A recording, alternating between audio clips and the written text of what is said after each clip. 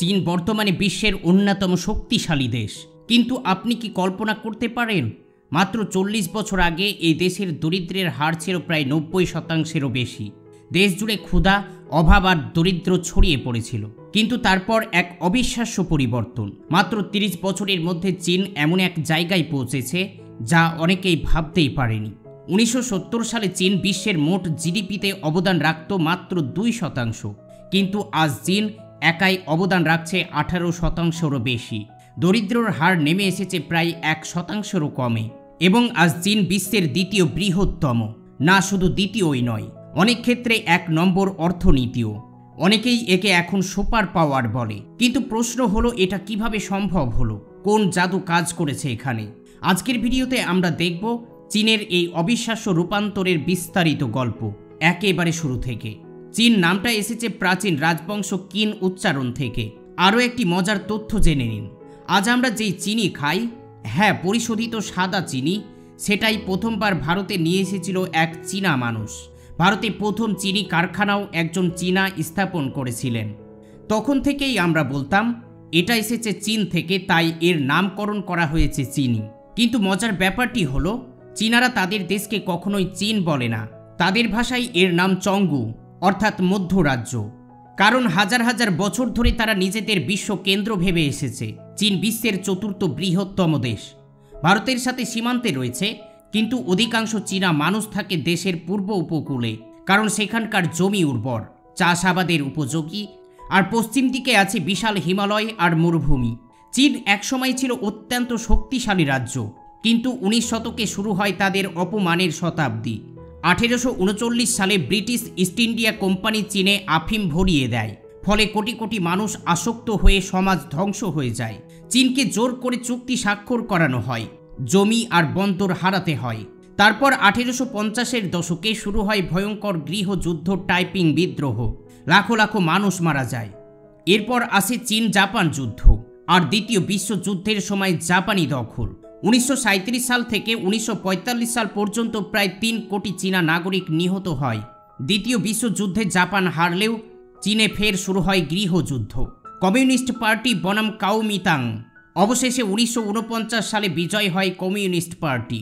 মাও জেডিং প্রতিষ্ঠাতা করেন গণপ্রজাতন্ত্রী চীন।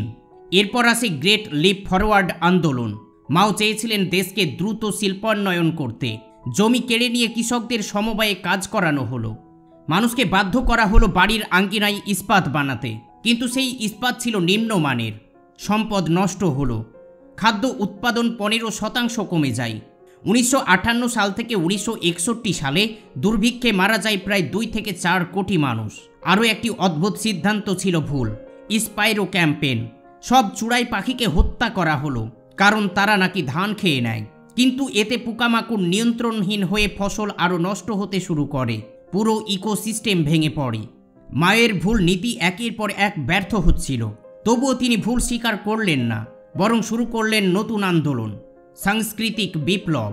তরুণদের রেড গার্ড বানিয়ে বিরোধীদের দমন শুরু করল। বুদ্ধিজীবী, শিল্পী, এমনকি কমিউনিস্ট নেতারাও টার্গেট হলেন। স্কুল কলেজ বন্ধ, ঐতিহাসিক স্থাপনায় ভাঙচুর, সর্বত্র ভয় আর বিশৃঙ্খলা। অনুমান করা হয় এই সময়ে 1 থেকে 2 কোটি মানুষ প্রাণ হারিয়েছিল। তবে মাওয়ের শাসনে সবই খারাপ ছিল না। তিনি শিক্ষাকে গুরুত্ব দিতেন, সাক্ষরতার হার দ্রুত বাড়ে, নারীদের জন্য নতুন আইন তৈরি হয়, জোরপূর্বক বিবাহ নিষিদ্ধ হয়, বিবাহ বিচ্ছেদের অধিকার দেওয়া হয়। কিন্তু 1976 সালে মাও মারা গেলে চীন তখনও পিছিয়ে থাকার দেশ। এরপর আবির্ভূত হয় নতুন নেতা দেং জিয়াংপিং। তাকে বলা হয় আধুনিক চীনের জনক। মাওয়ের চেনে তিনি বাস্তববাদী ছিলেন।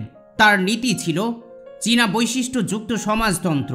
তিনি শুরু করলেন একের পর এক সংস্কার। কৃষকদের জমি ভাড়াই দেওয়া হলো, উৎপাদনের স্বাধীনতা দেওয়া হলো, কারখানায় ম্যানেজারদের সিদ্ধান্ত নেওয়ার ক্ষমতা দেওয়া হলো, টেলিভিশন এন্টারপ্রাইজ গড়ে তোলা হলো, যেখানে গ্রামীণ মানুষ শিল্পে যুক্ত হলো, শিক্ষা আর স্বাস্থ্যসেবায় বড় বিনিয়োগ শুরু হলো। 1980 সালে গড়ে উঠল বিশ্বের অর্থনৈতিক অঞ্চল, যেমন সেনজেন। সেনজেন একসময়ের ছোট্ট একটি মাছ ধরার গ্রাম, কয়েক দশকে রূপ নিল আন্তর্জাতিক শহরে। 1980 সালে সেনজেনের জিডিপি ছিল মাত্র $300 মিলিয়ন, আজ সেটা $420 বিলিয়ন পৌঁছে গিয়েছে। এই সংস্কারের ফলাফল ছিল অবিশ্বাস্য। 1970 থেকে 1984 সালের মধ্যে কৃষি উৎপাদন গড়ে 7.4% হারে বাড়তে লাগে। 1980 সালে সাক্ষরতার হার ছিল 65%। 2010 সালে তা পৌঁছয় 95%-এরও উপরে। বহুজাতিক কোম্পানি যেমন নাইকি, অ্যাপেল, ভক্সওয়াগেন চীনে কারখানা বানালো। 1980 সালে চীনের বিদেশি বিনিয়োগ ছিল মাত্র $60 মিলিয়ন, কিন্তু 2021 সালে তা পৌঁছল $333 বিলিয়ন। 1979 সালে ভারতের মাথাপিছু জিডিপি ছিল চীনের চেয়ে সামান্য বেশি, কিন্তু আজ চীনের মাথাপিছু জিডিপি ভারতের প্রায় 3 গুণ।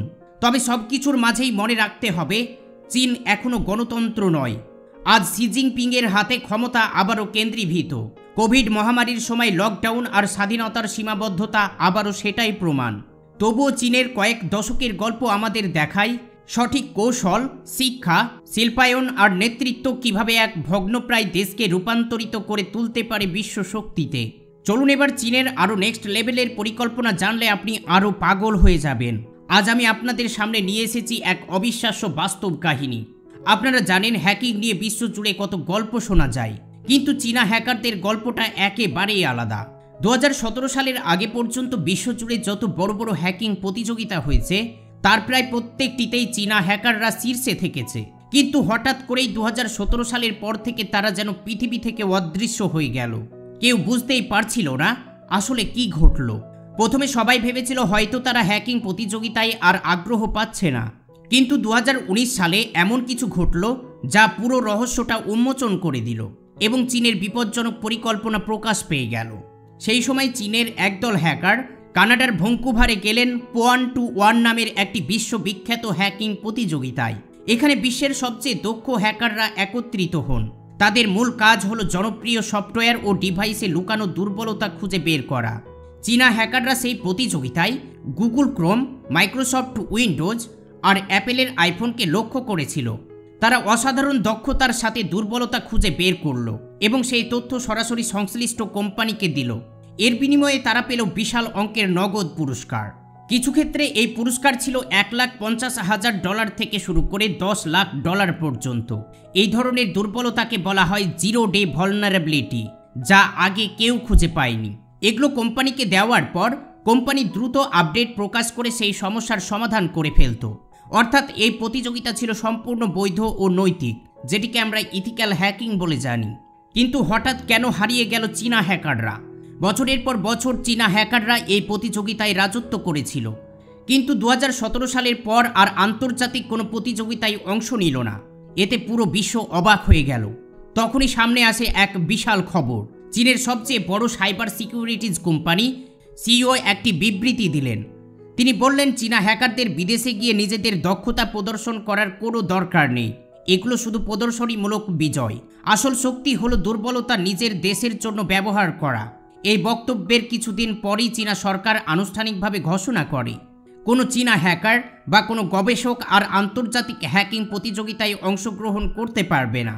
আন্তর্জাতিক প্রতিযোগিতায় অংশ নেওয়া বন্ধ করলেও চীনারা নিজেদের জন্য একটি প্রতিযোগিতা শুরু করলো। এর নাম দেওয়া হলো তাইফু কাপ। প্রথম প্রতিযোগিতা হয় 2018 সালের নভেম্বর মাসে। এখানে পুরস্কারের অঙ্ক আন্তর্জাতিক প্রতিযোগিতার থেকেও অনেক বেশি বড়, প্রায় $1 মিলিয়নেরও বেশি। তবে এখানেই আসল রহস্য লুকিয়েছিল। Pwn2One হ্যাকাররা দুর্বলতা খুঁজে বের করে কোম্পানিকে জানাতো, কিন্তু তাইফু কাপে হ্যাকাররা তাদের আবিষ্কার সরাসরি কোম্পানিকে দিতে পারত না। প্রথমে সমস্ত তথ্য জমা দিতে হতো চীনা সরকারের কাছে, তারপর সরকার চাইলে সেই তথ্য কোম্পানির সাথে শেয়ার করত।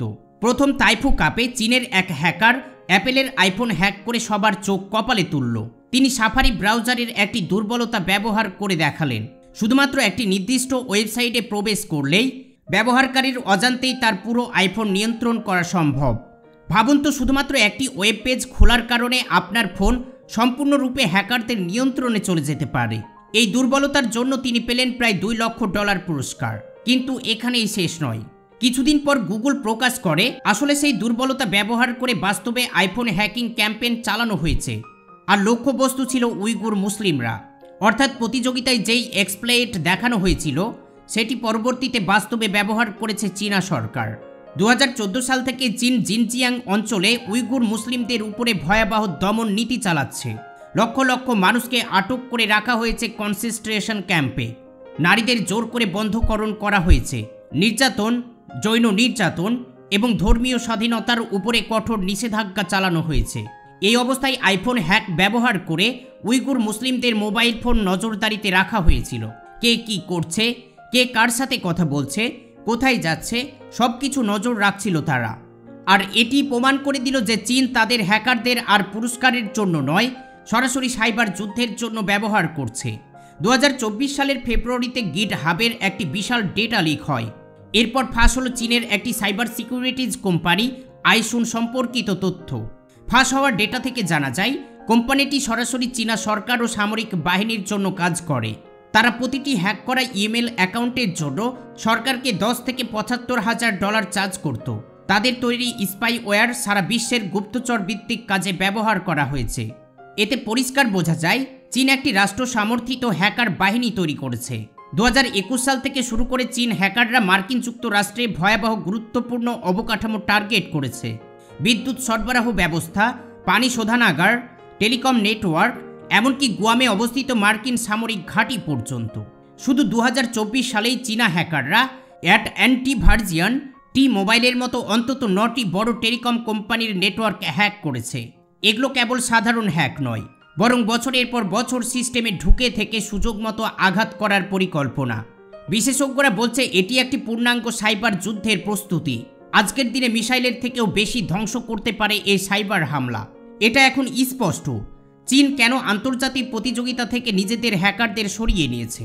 টাইফু কাপের মাধ্যমে তাদের প্রশিক্ষণ দিয়ে সরাসরি রাষ্ট্রের অস্ত্র হিসেবে ব্যবহার করছে। আজকে হ্যাকার মানে শুধুমাত্র কোড ভাঙা নয়, বরং গোটা একটা দেশের অবকাঠামো ধ্বংস করার ক্ষমতা। চীনা হ্যাকারদের এই রহস্যময় কাহিনী আমাদের শেখায় সাইবার জগৎ শুধুমাত্র প্রযুক্তির খেলা নয়, বরং আধুনিক যুদ্ধের সবচেয়ে ভয়ঙ্কর অস্ত্র। আশা করি এই কাহিনী আপনাদের ভালো লেগেছে। ভিডিওটি ভালো লাগলে অবশ্যই লাইক এবং শেয়ার করবেন। আর এমন চমকপ্রদ তথ্যের জন্য আমাদের সঙ্গেই থাকুন। এতক্ষণ সঙ্গে থাকার জন্য অসংখ্য ধন্যবাদ।